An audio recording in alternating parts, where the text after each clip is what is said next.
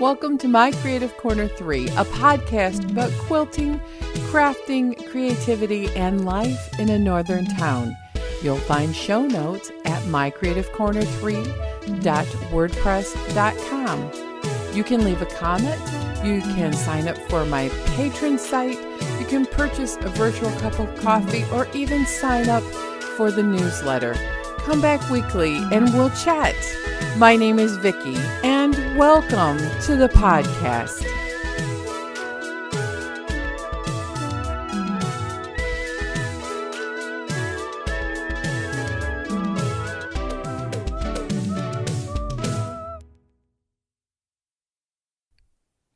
Hello, everybody. It's spring break time around here. The schools have had spring break, and of course, it snowed the entire week of spring break. I worked during the school's spring break, but I am taking spring break this next week, and the weather is supposed to be absolutely glorious, probably in the 60s.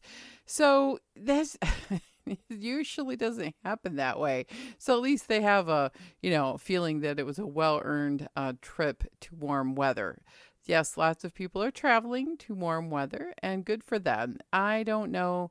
I canceled my warm weather trip because number one, my family was all sick with COVID a couple of weeks ago, and they're still recuperating, and we're not all 100% vaccinated. So we'll try that again. But I must admit that I am quite disappointed that I'm not going to get a warm weather trip. We hardly ever do a warm weather trip in the spring, and usually bad weather is the reason why. And of course, fall, you're taking your chances going where we go because of hurricane season. But we're going to take our chance this fall to go visit family because it's been way, way, way too long. And hopefully the pandemic will not cancel the fourth scheduled trip to go see them. Oh, well. So it's a couple more months when you've waited this long, and we want to be safe, and we want to make sure that it's a good visit and everyone is well. So we're not doing our trip. So that leaves us without plans, which is incredibly unheard of around here. We usually plan trips. We usually plan days off. We usually, have a loose plan, not hour by hour, but a loose plan. So our loose plan this next week is my husband is going to get his second vaccine. We have all been sorted into House Pfizer. I think that's the most funny thing going. If you're going to, make a joke about getting, the vaccines, I like the Harry Potter jokes. Are you House Pfizer, House Moderna, House J&J? And I think that's just funny. I'm waiting for people to start talking about, like if you're Slytherin, that these are the people who are sorted into Slytherin and Hogwarts and Hufflepuff and, all of the things. So we've been sorted into House Pfizer. And the second shot it was a dandy for me. I didn't feel well for a few days. And of course, my husband, with his job, it's a double blessing and a curse. He's going to get this injection on our vacation. Blessing is if he gets sick, he won't have to take additional days off of work. The curse is we can't make any plans because what if he's not feeling well for several days? Or maybe he'll feel great and we can do something. One thing we have never done, and we're thinking that if he's well enough, midweek, Wednesday, Thursday, is to go to the Pictured Rocks National Landshore. It's in the UP. It's a very, very remote area, and it is a cliff.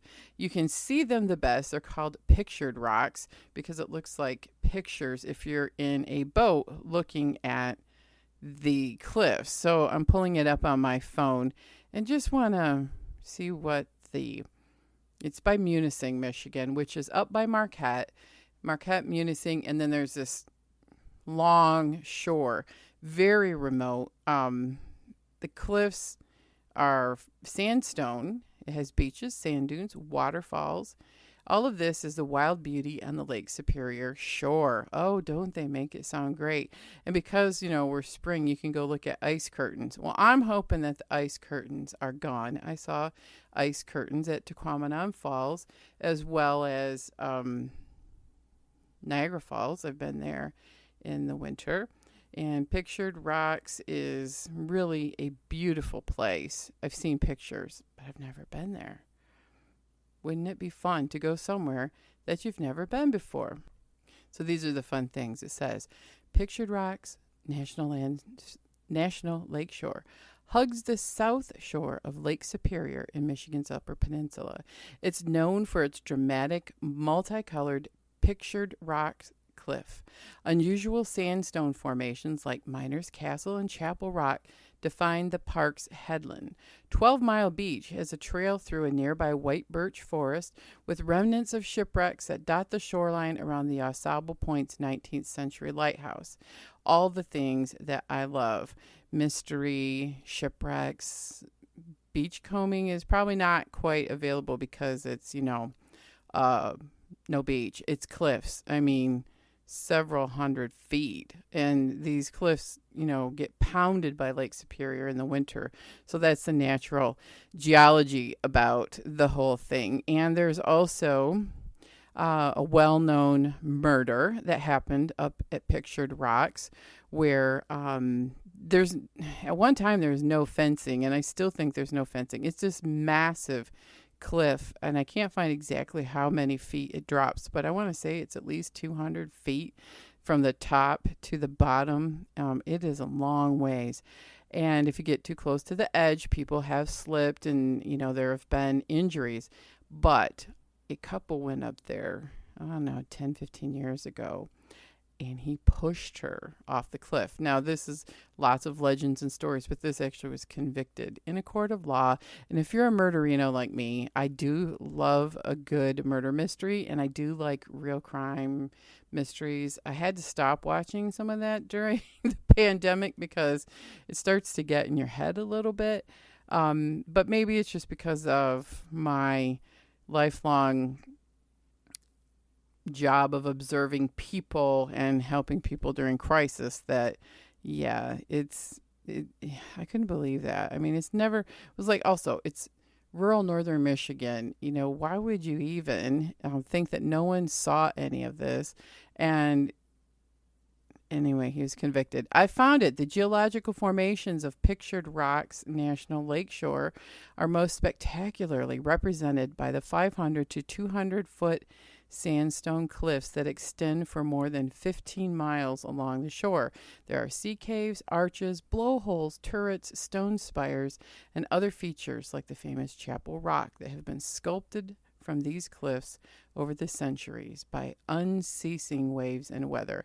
Now, I'm going to tell you, Lake Superior is a monstrous beast. It makes its own weather. It's cold. It's deep.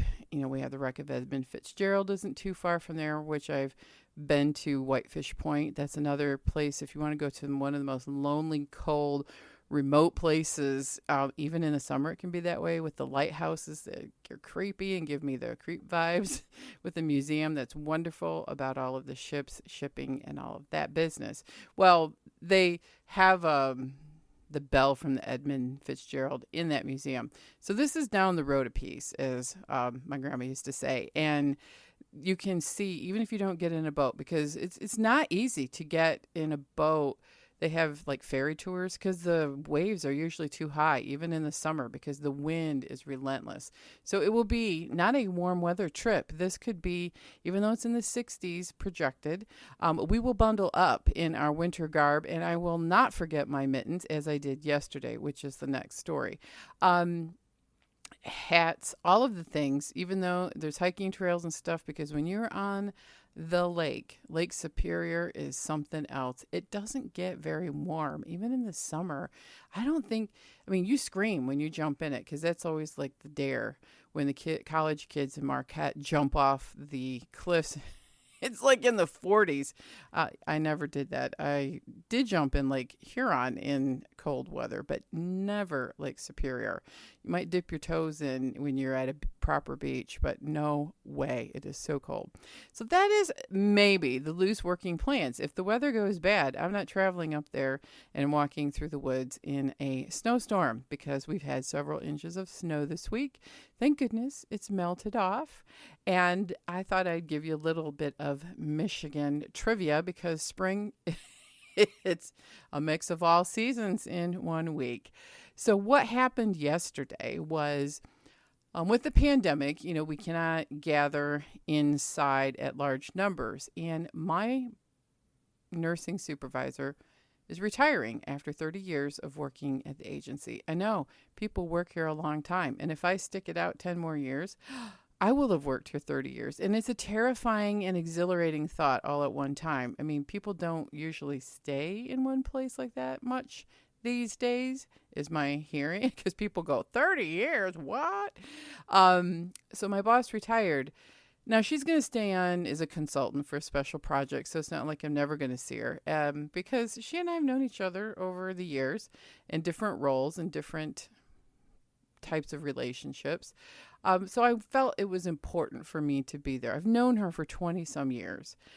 The problem is that it was in Petoskey, which is about an hour on Lake Michigan, and that is to the west. And that's where the main office is, and I used to commute that every day. And let me tell you, it is only 42 miles, but it is the worst 42 miles of driving.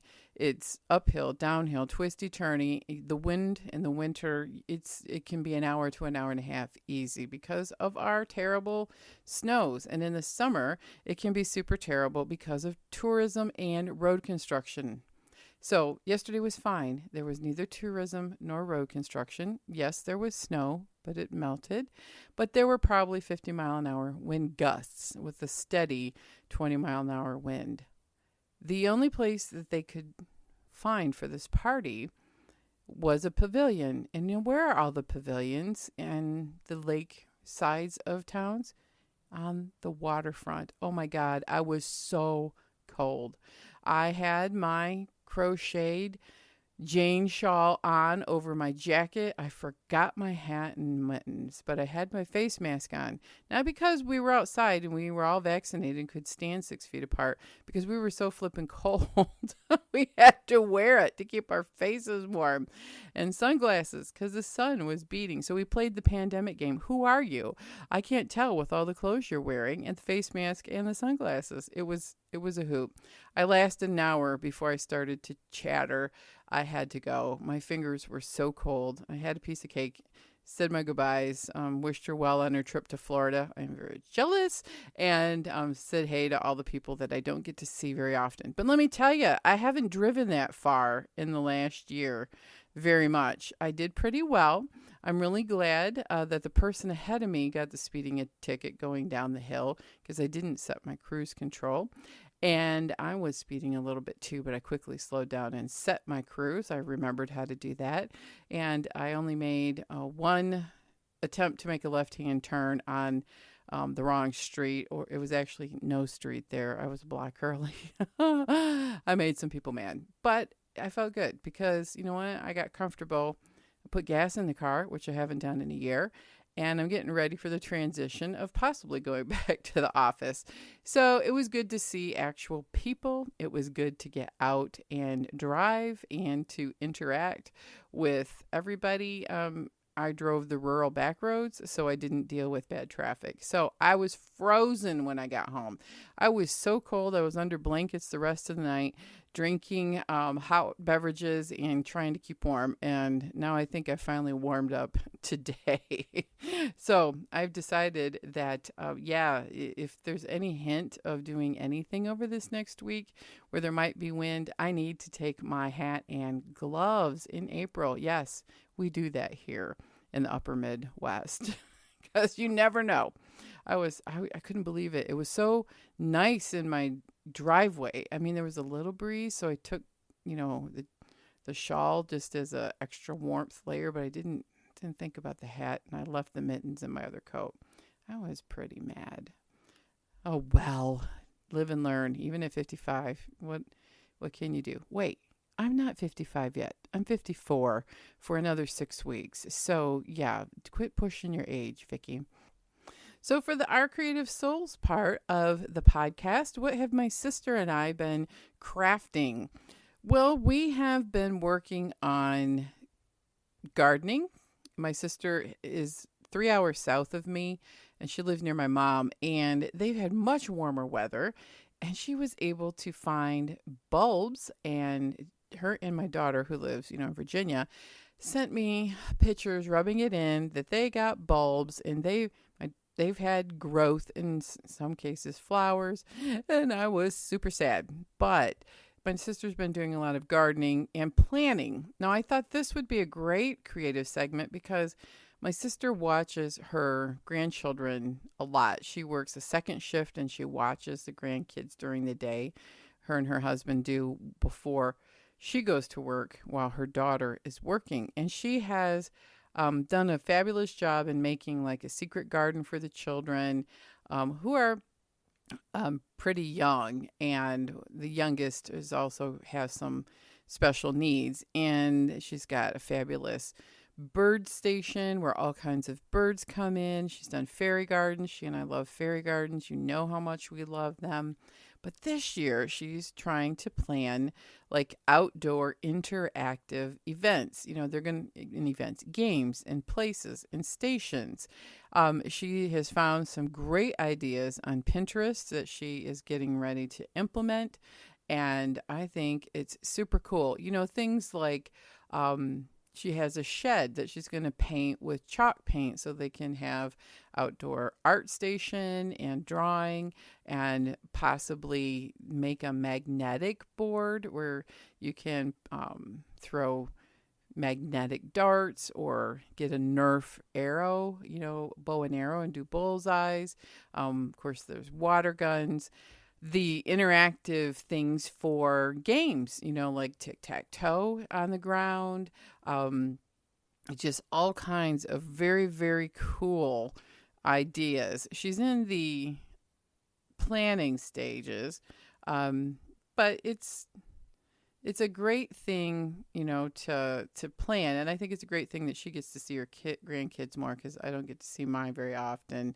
And it's great that she is able to come up with a lot of these things on a tight budget, and mostly with recycled secondhand things. Another thing was like the giant dice, making, play Yahtzee or some other things. Of course, the classic, what is that called? Where you skip, hopscotch. There we go. Where you skip. I'm looking right at a picture. Of course, stations to read in that are like secluded little things for the older granddaughter where she can sit and read. Mushroom tables. They have a sand play area. So, she has a bigger yard, and she's changing it up, from what they had last year to doing some new things this year. And I think it's just really a great idea. So that's what she's working on mostly. And of course, she's still loom knitting her socks. And what I'm working on is I have finished, all of the shawls and scarves, and I'm working on using my granny squares and putting them on point and making a purse. And you make an X by sewing the granny squares together, and then in the gaps on the side and the bottom, you put a granny square and you fold it in half, and then you sew it to an X on the back. So it's basically like a round purse, but I'm leaving the notch in the top and then putting straps on. I'm making 3 of them for my granddaughters. Kind of lost steam when I knew we weren't going down there. I was hoping to have them done by Easter, but I'm going to be close. I'll get it mailed this month, and I have 2 of them completely sewn together. I'm finishing the third one. I need to line it, because you don't want to put your treasures in your purse and have it fall through the granny squares, and then crochet a trim on the top as well as the straps. I was in a debate about it, but I'm going to just crochet with the matching yarn and keep the straps kind of short because they will stretch. As we all know, yarn stretches. So that's what crafty thing I have been working on. I hope to do some more Zentangle, and I have some canvases that I want to do some painting on. Found some mini canvases that I had forgotten where I stashed them. And I might put some Cricut cutout on them. I don't know. They're just super cute. And I thought they would make a fun little almost instant gratification project. So, yeah, I'm working on, coming up with some ideas for my Cricut to work on this week while I have time off. Um, I'm just not 100% sure. I just feel like I'm kind of a ship afloat without an anchor. I don't know. I have no idea.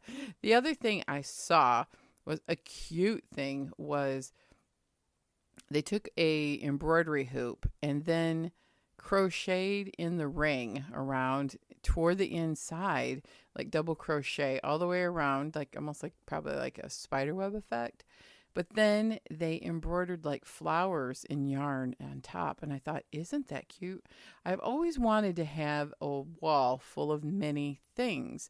And I started doing like mini washcloths and mini embroideries. And I have a few of each. And I thought, wouldn't it be fun to have a multi-textured thing with all these embroidery hoops, maybe of different shapes and sizes, and put it on my wall that is empty in the landing going upstairs. I love that. And it just speaks to the cluttercore heart that I have. Yes, cluttercore or maximalism. I'm a maximalist with showing the things I have, but I'm trying to think like a minimalist and not accumulate too much more. But it's a losing battle. I just need to embrace who I really am and what my house really it looks like and what it is and enjoy it. So that's the Our Creative Souls segment of the podcast. So what have I been sewing? Hand sewing my EPP still. This is the continuing with the 100 hexes in 100 days challenge. This week was happiness. So I did a whole bunch, more than one hexie a day. I think I did 10.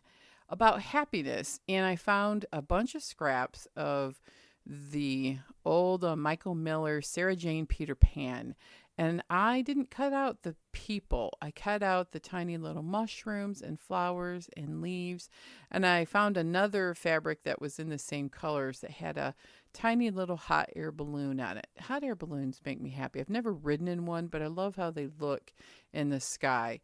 And it reminds me of when I lived in New Mexico and I never made it to the Hot Air Balloon Festival. Another regret that I would like to go and see them because the pictures are beautiful. So happiness, I've been trying to focus on happiness versus the disappointment of what this last week, knowing that I wasn't going on a vacation. But happiness. And so I have these adorable fabrics. They're going to be made into these 100 hexes that are going to go in my pre-made hexie stash. So I thought I'd talk about what I do for hexagons. I cut them out on my Cricut. That was part of why I bought the Cricut, for cutting out templates. And you can even have it cut out the fabric if you want. I have a Cricut Maker and it has a little rotary blade in it. But since I'm only doing one little hexagon at a time on the papers, I just cut them out by hand and really focus on fussy cutting. I've been trying to fussy cut with the Kinship Fusion sampler, and I'm really working on fussy cutting with these tiny little 1-inch hexagons. 1 inch is the space across from point to point on the outside of the hexagon. So that's how I cut them out, and I just use cardstock. I think that's like 80 to 100 pound cardstock. You can get at Walmart or Hobby Lobby or wherever they sell scrapbook supplies or office supplies. The best cardstock I got at Walmart in the office supply section. Then you can, if you're careful, you can reuse your hexes too, that you're paper piecing. And I take a stick, and it is a Elmer's school glue, which is washable and it doesn't like permanently bind. So it is purple. I use purple because then I can see how much glue I'm putting on the paper, and I just wrap it around and I glue baste my hexes. So these papers hold up. The glue seems to hold up because I've had some pre-made Hexies for several years, and I'm now sewing them, and the papers still come out very easily. So I don't buy expensive templates. You can, if you want, you can buy some really nice templates all over the internet.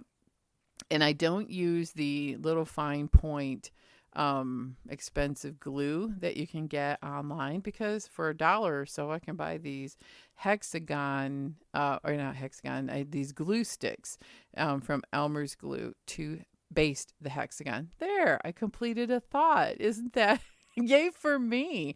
I think the sun's coming up and making me giddy. I also probably need some more coffee. It's vacation. You can drink as much coffee as you want, right?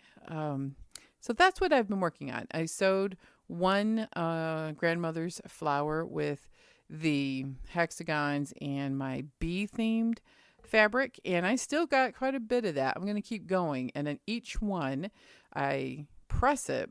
And I am also going to plug a sponsor for this week, which is a company that made the Tailor's Clapper for me. Now, this is a handmade, very nice maple tailor's clapper. What is a tailor's clapper, you ask? Well, it's a piece of wood that's been shaped in a round shape so that you can, and it's heavy enough that it will hold on top of your pressed areas, either a seam. Tailors used it to make their seams really, really straight. And I use it after I starch and steam my hexagons.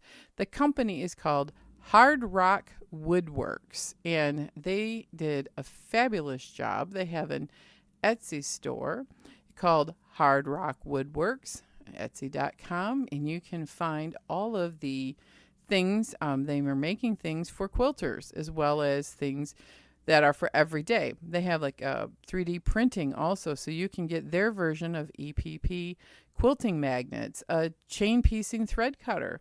They have cutting boards, cookbook holders, which also double very nice as a book holder, pattern holders. They have quilting ruler holders, the wood with slats cut in it. They have a skinny tailor's clapper for $27.19 that is raw wood, which I have, and I really like that. It's striped because that's the wood. They also have smaller ones. I got the striped one that's a little bit smaller because I do mostly, quilt seams in smaller blocks, and they have a couple of them that even have wood burning in them. So gorgeous, absolutely gorgeous things. So I would encourage you to go to the Hard Rock Woodworks Etsy shop and check out the tailor's clapper. I wasn't sure how to use one. My friend got one a couple years ago and told me it was the best thing that she ever invested in. And I think she got hers at a large national company, and the price was a lot more than what this one was. And she said it is the key to keeping her seams pressed and super flat. You got to have a good iron. I use steam in mine and maybe a little starch. I have it on a pressing pad. I have both a wool one and an alpaca one. They both work equally as well. And you just steam press. You use the clapper on there and hold it on there for 5 or 10 seconds. Or if you're like me, I make the hexagons, press them, steam them, leave the clapper on for a while. The weight of the clapper makes the steam really set and press. Now it's wood, so it holds the steam too. It warms up the wood a little bit. And so I have to say, it's not one of those essential things when you first start quilting, but it is a really nice luxury if you can afford to use, to purchase one. And these are under $30.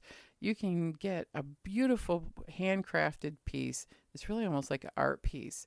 And it's gorgeous, very useful, and I am thrilled. So they have sponsored the podcast this week. Give a shout out to Hard Rock Woodworks.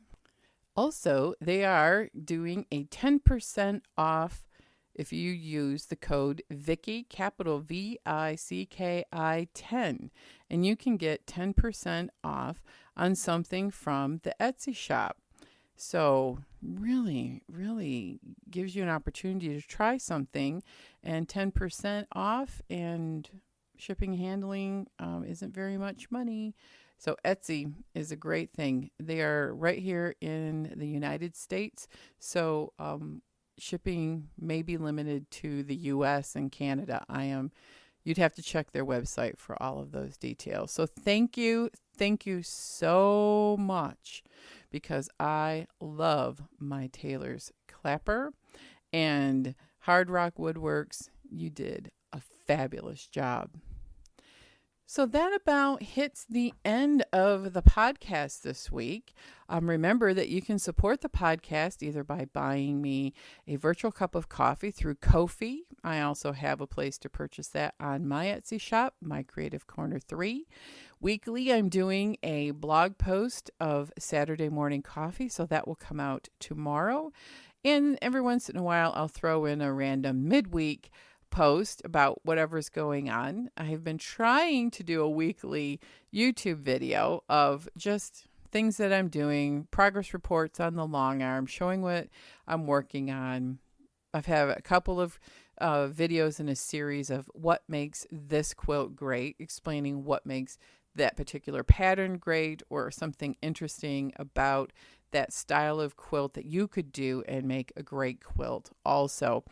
And you can always be a patron through my site of Podbean. You have to access it through the Podbean site where I host. And you can find all those links on my website, mycreativecorner3.com.